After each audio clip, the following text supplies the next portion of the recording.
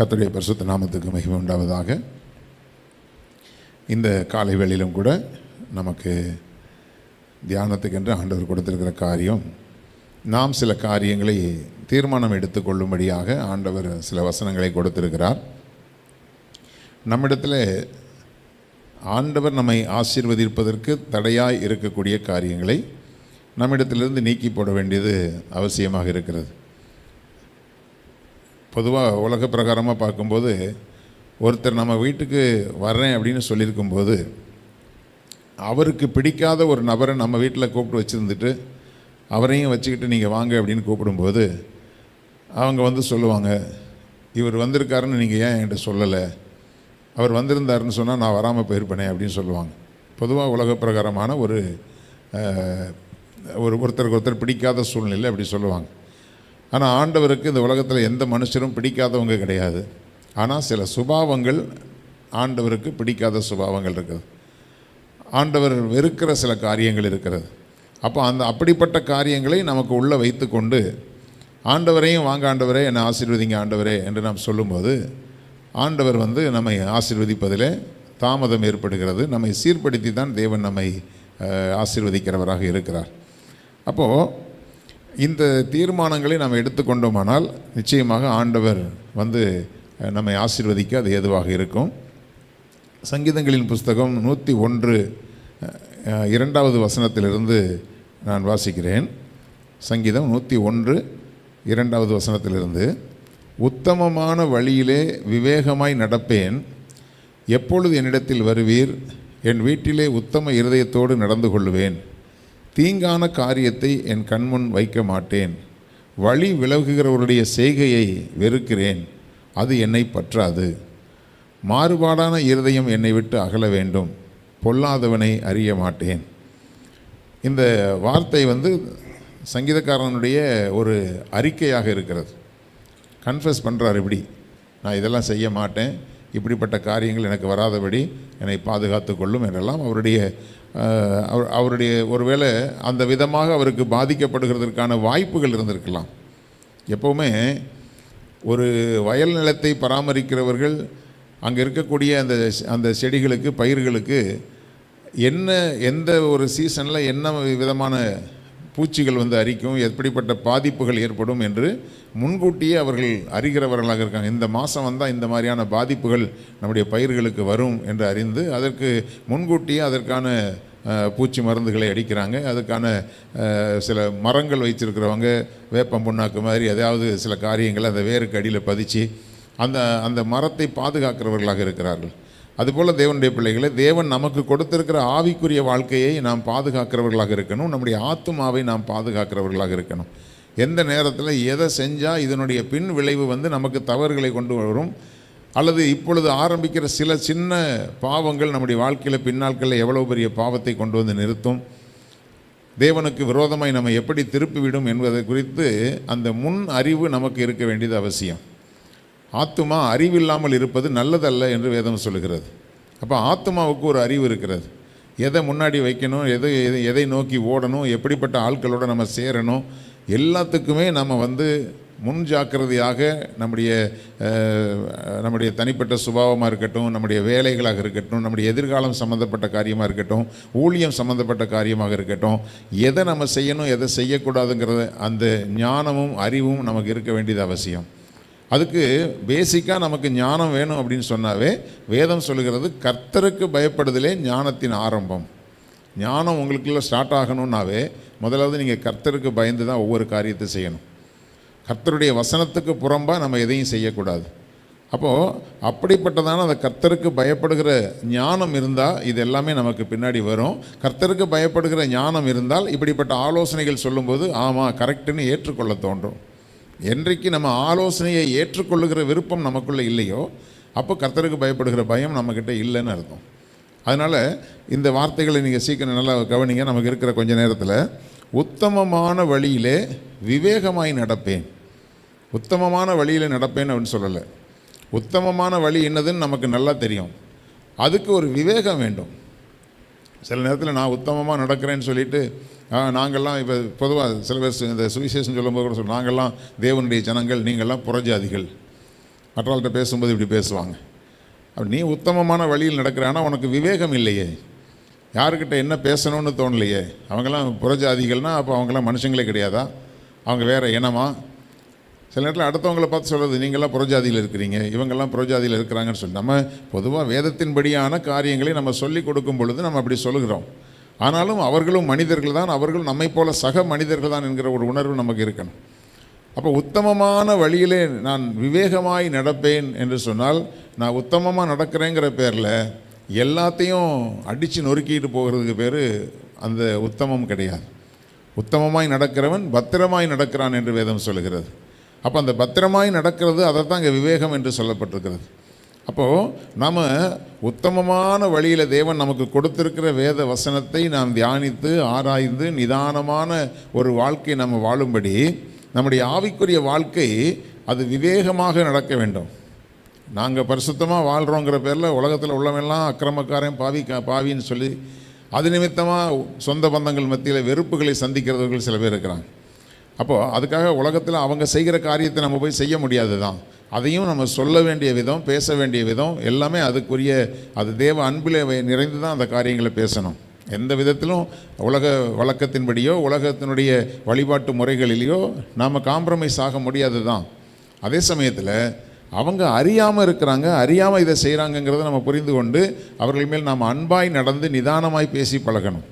உத்தமமான வழியில் நடக்கிறங்கிறதுக்காக நாங்கள்லாம் நேராக டைரெக்டாக நாங்கள் பாயிண்ட் டு பாயிண்ட்டு பரலோகத்துக்கு போகிற பஸ்ஸில் ஏறிட்டோம்னு சொல்லக்கூடாது.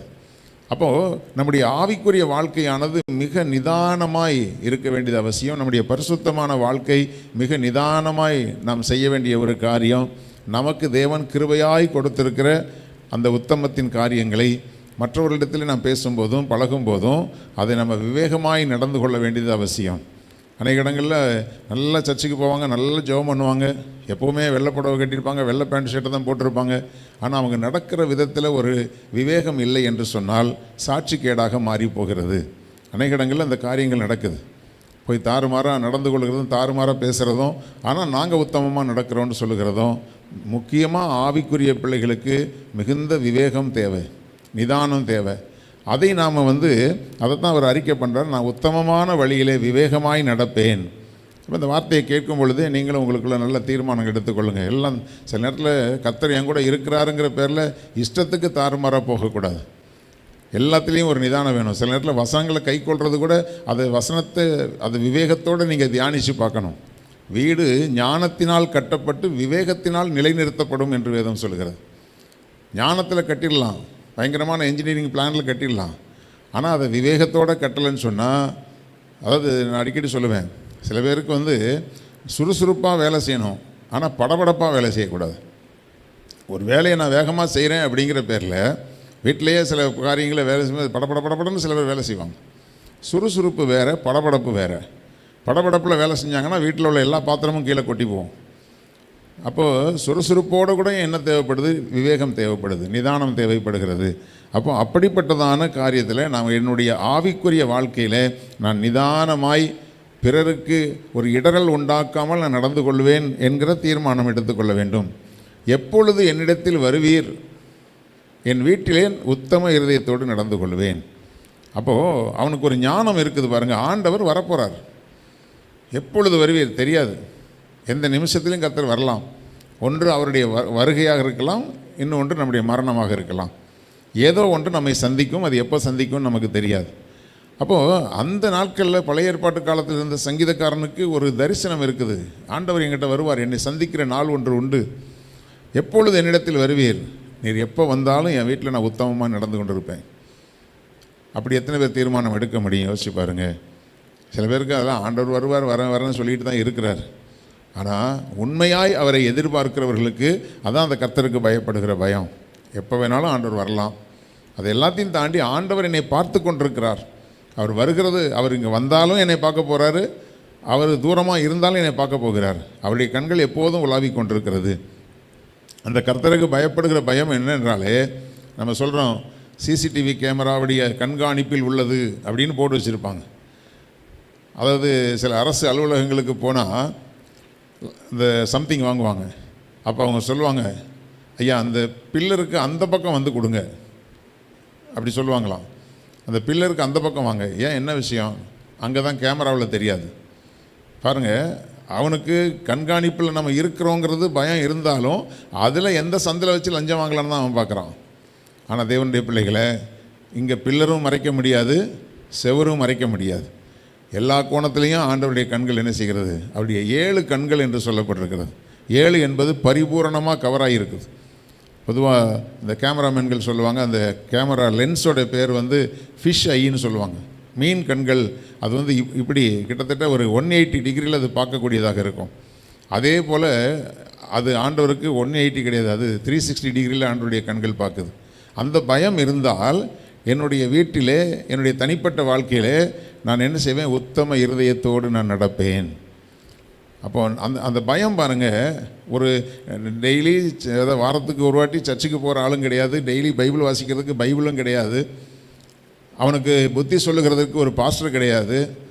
எந்த விதத்தில் அவனுக்கு ஒரு போராட்டம்னா போய் நின்று தன்னுடைய மனசை தன்னுடைய பிரச்சனைகளை பேசி ஆறுதலை பெற்றுக்கொள்கிறதுக்கு ஒரு ஊழியக்காரன் கிடையாது.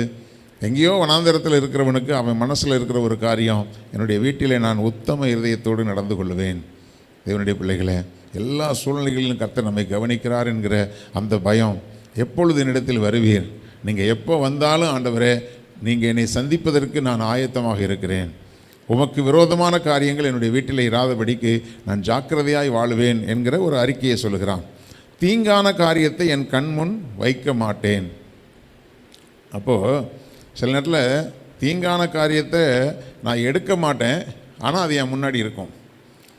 கெட்ட நண்பர்களோடு நான் பேச மாட்டேன், ஆனால் அவங்க இருக்கிற இடத்துல நான் அப்படியே போயிட்டு வருவேன். எப்போவுமே தப்பான ஒரு காரியம் உங்களுடைய கண்களுக்கு முன்னாடி இருக்கும்போது, இன்றைக்கி இல்லைன்னா என்றைக்கினாலும் பிசாசு அதில் உங்களை விளைவிப்பான். அப்போ அப்படி தீங்கான காரியத்தை உங்களுக்கு முன்பாக வைக்கக்கூடாது. உங்களுக்கு இடரலாக இருக்கக்கூடிய காரியத்தை உங்களுக்கு முன்பாக வைக்கக்கூடாது. அப்படி வைக்கும் பொழுது இன்றைக்கி இல்லைன்னா என்றைக்கே ஒரு நாள் அந்த தீமையில் நீங்கள் மாட்டிக்கொள்ள வேண்டியது வரும். பொதுவாக இந்த கிரெடிட் கார்டு வச்சுருக்கிறவங்களுக்கு நிறைய பேருக்கு வந்து சொல்லுவாங்க, நாங்கள் நிதானமாக அதை பயன்படுத்துவோம்னு சொல்லிட்டு கிரெடிட் கார்டை வாங்கிடுவாங்க. அந்த கிரெடிட் கார்டு பாக்கெட்டில் வந்ததுக்கு பிறகு என்ன வாங்கணுன்னாலும் மைண்டில் அதுதான் நிற்கும். சரி, இங்கே போய் தேய்ச்சிட்டு வந்துடலாம், அதை போய் அதான். ஏன்னா தேய்க்கும் போது ஈஸியாக தான் இருக்கும். அவன் உங்களை வச்சு தேய்ப்பான் பாருங்கள், அப்போ தான் உங்களுக்கு கஷ்டமாக இருக்கும். அவன் சொல்லும்போது சொல்லுவான், ஐயோ உங்களுக்கு 0% அப்படின்மா. அந்த 0% எதுக்குன்னா உங்களை 0 ஆக்குறதுக்கு தான் அந்த 0%. ரொம்ப அட்ராக்டிவாக பேசுவான். ஒரு போதகருடைய மகன்கிட்ட போய் அந்த பையன் அவ்வளோவா ஸ்பிரிச்சுவலாக நல்லா இருக்க மாட்டான். அந்த பையன்கிட்ட வந்து இவங்களுக்கு வீடு, சொந்த வீடு, எல்லாமே நல்லா வசதியாக இருக்கிறாங்கன்னு தெரிஞ்சுக்கிட்டு அந்த பையனுக்கு அட்ராக்டிவாக பேசி அவனுக்கு ஊர்பட்ட கடனை கொடுத்து கடைசியில் ஊர்பட்ட கடனை வந்து வாங்கி வச்சுருக்கிறான். போதகருக்கு தெரியாது. அப்படிப்பட்ட கடனை ஏராளமாக வாங்கி கடைசியில் அவன் ஒரு அமௌண்ட்டை வாங்கிட்டு அமெரிக்காவில் போய் செட்டில் ஆகிட்டான். இப்போ மாட்டிக்கொண்டது தாயும் தகப்பனும் மாட்டிக்கிட்டாங்க. ஈவு இறக்கமே இல்லாமல் தாய் தகப்பன் மாட்டிக்கொள்வாங்களேன்னு கூட யோசிக்கலை. போய் அவன் அமெரிக்காவில் செட்டில் ஆகிட்டான். ஆனால் இப்போ தாயும் தகப்பனும் அவங்க போராடுறாங்க. இப்போ இருக்கிற வீட்டை விற்கக்கூடிய சூழ்நிலைக்கு கொண்டு வந்து நிறுத்திட்டு போயிட்டான். அப்போது எது நம்மை கொண்டு போய் கவுத்துரும்னு தெரியுதோ அதை உங்களுடைய கண்களுக்கு முன்னாடி வைக்காதபடிக்கு நீங்கள் ஜாக்கிரதையாக இருக்கணும். தீங்கான காரியத்தை என் கண்முன் வைக்க மாட்டேன். பரவாயில்லன்னு போகிறது தான் பெரிய பிரச்சனைகளுக்குள்ளே நம்மை கொண்டு போகிறதாக இருக்கிறது. அப்போ தேவனுடைய பிள்ளைகளே, எது அதை தான் முன்கூட்டியே நாங்கள் அதான் சொல்லுவோம், எப்பவுமே அடிக்கடி சொல்லுவேன், முன்னாடியே நீ யோசித்தா நீ ஞானி. அப்படி யோசிக்காமலாம் எங்கேயாவது போய் நீ வெட்கப்பட்டு தான் நிற்க வேண்டியது சூழ்நிலை வரும். அதனால் எல்லாவற்றிலுமே அது ஆவிக்குரிய ஞானம் என்பதே என்னென்னா, எதையுமே முன்கூட்டி தியானிக்கிற ஒரு சிந்தனை தான். பின்னாடி வரக்கூடியதை முன்கூட்டி யோசிக்கிறதுக்கு பேர் தான் ஞானம் என்பது. அந்த ஞானத்தை அருமை தேவனுடைய பிள்ளைகளே, இந்த வார்த்தையை கேட்குற நீங்கள் பிடித்து கொள்ளுங்கள். அதை நீங்கள் யோசிங்க. இதனுடைய பக்க விளைவு என்னவாக இருக்கும், இதனுடைய பின் விளைவு என்னவாக இருக்கும், அதை யோசிக்கிற ஞானம் உங்களுக்கு இருந்தால் நீங்கள் விவேகமாய் நடக்கிறீங்கன்னு அர்த்தம். இல்லைன்னா தாறுமாறாய் நீங்கள் நடக்கிறவர்களாய் மாறி போவீர்கள். தீங்கான காரியத்தை என் கண்முன் வைக்க மாட்டேன், வழி விலகுகிறவர்களுடைய செய்கையை நான் வெறுக்கிறேன். உங்களுக்கு எவ்வளோ க்ளோஸான ஆளாக இருக்கட்டும், எவ்வளோ சொந்தக்காரங்களாக இருக்கட்டும், கர்த்தருடைய வழியை விட்டு விலகுகிறதான அவருடைய செய்கை இருக்குன்னா அந்த இடத்த விட்டு நீங்கள் வெளியே வந்துடணும். அங்கேயே உட்கார்ந்துட்டு இருக்கக்கூடாது. எது உங்களை கெடுத்து போடக்கூடிய ஒரு காரியமாக இருக்கிறதோ, வழி விலகி போகிறவர்கள் இல்லை ரொம்ப நாள் ஃப்ரெண்டு, இல்லை ரொம்ப நாள் எங்களுக்கு ரொம்ப நெருங்கின சொந்தம், அவங்கள நான் மனசை கஷ்டப்படுத்தக்கூடாதுன்னு தான் நான் இதை செஞ்சேன் அப்படின்னு சொன்னால் நீங்களும் வழி விலகி போவீர்கள் என்பதை மறந்துவிட வேண்டாம். மாறுபாடான இருதயம் என்னை விட்டு அகல வேண்டும். மற்றதெல்லாம் நான் செய்கிறேன்னு சொன்னான். ஒன்றே ஒன்று என்னென்னா, இந்த மாறுபாடான இருதயம் என்னை விட்டு அகல வேண்டும் என்று ஜெபிக்கிறான். மற்றதெல்லாம் தீர்மானமாக சொல்கிறான், நான் இதை செய்ய மாட்டேன், அதை பண்ண மாட்டேன்னு சொல்லிட்டு. ஆனால் அந்த இருதயம் இருக்குது பாருங்கள், அப்பப்போ மாறுபடக்கூடியதாக இருக்கும், சூழ்நிலைக்கு ஏற்ற விதமாக வழுவி போகக்கூடியதாக இருக்கும். எல்லாவற்றை பார்க்கிலும் மனுஷனுடைய இருதயம் திருக்குள்ளதும் மகா கேடுள்ளதுமாக இருக்கிறது என்று வேதம் சொல்கிறது. அப்போ கர்த்தருடைய பிள்ளைகளே, நம்முடைய இருதயத்தை குறித்து தான் ஜாக்கிரதையாக இருக்கணும். இன்றைக்கி ஒரு தீர்மானத்தை நம்ம எடுப்போம், ஆனால் அப்படியே அது வழி விலகக்கூடியதான மாறுபாடான இருதயமாக மாறி போக வாய்ப்பு உண்டு. எந்த மனுஷனுடைய இருதயத்தையும் வழி விலக பண்ணுறதுக்கு பிசாசுக்கு எல்லா மனுஷனுடைய வீக்னஸும் தெரியும். அப்போது இன்றைக்கி நல்ல தீர்மானங்களை எடுத்துக்கொண்டு போகிறவர்களுக்கு கூட போனதுக்கு பிறகு அவங்களுடைய இருதயத்தை அது அப்படி இல்லை.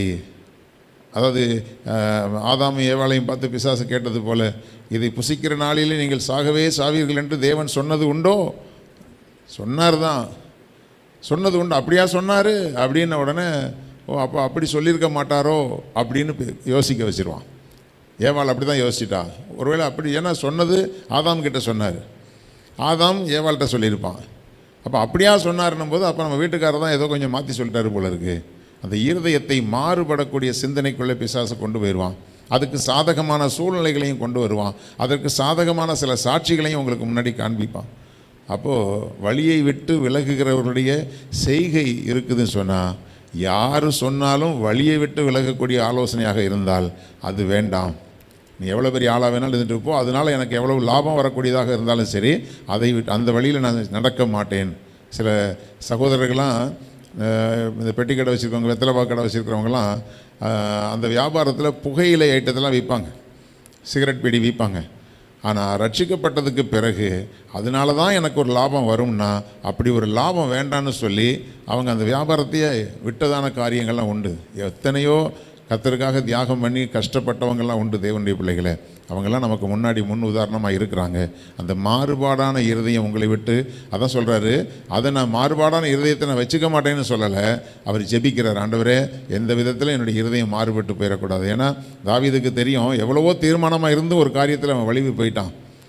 அதில் அவன் நம்ம ஸ்ட்ராங்காக நிற்போன்னு அவன் நினச்சிட்டான். ஆனால் கர்த்தருடைய பிள்ளைகளை, எப்பொழுதுமே நமக்கு ஆபத்து இருக்கிறது என்பதை உணர்ந்து அதை தான் அவன் ஜெபமாக வைக்கிறான். ஆண்டவரே மாறுபாடான இருதயம் என்னை விட்டு அகல வேண்டும், பொல்லாதவனை அறிய மாட்டேன், பொல்லாதவர்களோட எந்த ஃப்ரெண்ட்ஷிப்பும் நான் வைத்துக்கொள்ள மாட்டேன், ஜெபிக்காதவங்களோட நான் ஃப்ரெண்ட்ஷிப் வச்சுக்க மாட்டேன், ஊழியம் செய்யாதவங்களோட நான் ஃப்ரெண்ட்ஷிப் வச்சுக்க மாட்டேன், என்னுடைய ஆவிக்குரிய வாழ்க்கையை கெடுக்கிறவர்களோட எந்த விதமான, அதாவது அவனை அறிய மாட்டேன்னா அவனுடைய எந்த ஒரு காரியத்தையும் நான் தெரிஞ்சிக்க விரும்பலை. ஏன்னா தேவன் என்னை அழைத்திருக்கிற அழைப்பு வேறு, என்னை நடத்துகிற விதம் வேறு, அதற்கேற்ற விதமாக என் வாழ்க்கையை நான் அமைத்து கொள்வேன் என்று தீர்மானம் எடுத்த தாவீதினுடைய அந்த தீர்மானம் இன்றைக்கு நம்முடைய வாழ்க்கையின் தீர்மானமாக இருக்கட்டும். தேவனுடைய பிள்ளைகள், இந்த வார்த்தைகளை நல்லா நீங்கள் ஆழமாக உங்களுடைய இருதயத்தில் பதிய வச்சுக்கொள்ளுங்கள். இது உங்களுக்குள்ளே இருந்தால் தேவன் தாராளமாக உங்கள் வீட்டுக்குள்ளே வருவார், தேவன் தாராளமாக உங்களுடைய இருதயத்துக்குள்ளே வருவார். உங்களுடைய வாழ்க்கையில் என்றைக்குமே அவர் அனுகூலமாய் நின்று உங்களுக்காக யுத்தங்களை நடப்பித்து உங்களை ஆசீர்வதிக்கிறதை நீங்கள் முகமுகமாய் பார்க்க முடியும். கண்களை மூடி நாம் ஜெபிக்கலாம். ஸ்தோத்திரம் பிதாவே, நல்ல தகப்பனே, உம்மை நாங்கள் நன்றியோடு ஸ்தோத்தரிக்கிறோம். இந்த வார்த்தைகளை எல்லாம் ஆண்டவரே உம்முடைய பிள்ளைகள், ஆண்டவரே ஸ்தோத்திரம் ஸ்தோத்திரம், ஆண்டவரே ஜாக்கிரதையாய் கை கொள்ள தேவன் உதவி செய்யுங்க, உத்தமமான வழியிலே நடக்க உதவி செய்யுங்க, விவேகமாய் நடக்க உதவி செய்யுங்க. ஆண்டவரே எப்பொழுது வேண்டுமானாலும் என் ஆண்டவர் என்னை சந்திப்பதற்கு வருவார். அல்லேலூயா. அவர் வந்து பார்க்கும் பொழுது என் வீட்டிலே நான் உத்தம இருதயத்தோடு நான் நடந்து கொள்ளத்தக்கதாக, என் வாழ்க்கையின் எல்லா பகுதியிலும் நான் உத்தம இருதயத்தோடு நடந்து கொள்ள தேவன் எனக்கு உதவி செய்யுங்கன்னு சொல்லி அல்லேலூயா ஆண்டவருடைய சமூகத்தில் ஒப்பு கொடுத்து ஆண்டவரே இந்த காலை வேளையில் நாங்கள் ஜெபிக்கிறோம். தீங்கான காரியத்தை எங்களுடைய கண்கள் முன்னாடி நாங்கள் வைக்க மாட்டோம். ஆண்டவரே எங்களுக்கு இடரலாய் உண்டு பண்ணக்கூடிய காரியங்கள், ஆண்டவரே எங்களுடைய ஆவிக்குரிய வாழ்க்கை, எங்களுடைய பரிசுத்த வாழ்க்கை, எங்களுடைய எதிர்காலத்தை கெடுக்கக்கூடிய காரியத்தை எங்களுக்கு முன்பாக வைக்க மாட்டோம் என்று சொல்லி இந்த நாளில் தீர்மானம் எடுக்கிறோம். ஆண்டவரே ஹல்லேலூயா. வழி விலகுகளுடைய செய்கைகளை நாங்கள் வெறுக்கிறோம். அது எங்களை பற்றி கொள்ளாதபடிக்கு நாங்கள் ஜாக்கிரதையாய் காத்துக்கொள்ள உதவி செய்யுங்க. மாறுபாடான இருதயத்தை ஆண்டவரை எங்களை விட்டு நீக்கி போடுங்க. பொல்லாதவர்களை நாங்கள் அறிந்து கொண்டு அவர்களுடைய செய்கையை நாங்கள் பின்பற்றி விடாதபடிக்கு நாங்கள் ஜாக்கிரதையாக இருக்க உதவி செய்யுங்க. எல்லாரும் ஒரு நிமிஷம் வலது கரத்தை உயர்த்தி, ஆண்டவரே இந்த வசனங்களின்படி எங்களை நடத்துங்கப்பா, இந்த வசனங்களின்படி எங்களை நடத்துங்கப்பா. ஆண்டவரே, நாங்கள் அப்படிப்பட்ட பெரிய உறுதியான இருதயம் உள்ளவர்கள் இல்லை ஆண்டவரே. ஆண்டவரே ஸ்தோத்திரம். உங்கள் பலன் இல்லைன்னா எங்களால் நிற்க முடியாது தகப்பனே. உங்கள் பலன் இல்லைன்னா எங்களால் ஜாக்கிரதையாக நடக்க முடியாது தகப்பனே. கர்த்தாவே, இந்த வசனங்கள் எங்களுடைய வாழ்க்கையிலே ஆமென்றும் ஆமேன் என்றும் நிறைவேறும்படியாக நாங்கள் எங்களையும் எங்களுடைய வாழ்க்கையையும் எங்களுடைய ஆவிக்குரிய வாழ்க்கையும் தனிப்பட்ட வாழ்க்கையும் நாங்கள் ஜாக்கிரதையாய் காத்துக்கொள்ள தேவன் எங்களுக்கு உதவி செய்யுங்க. இந்த வார்த்தைகளை கேட்ட பிள்ளைகள் ஒவ்வொருவரையும் தனித்தனியாய் பேர் பேராய் நீங்கள் ஆசீர்வதிங்க. அவருடைய தேவைகளை எல்லாம் தேவன் சந்திங்க.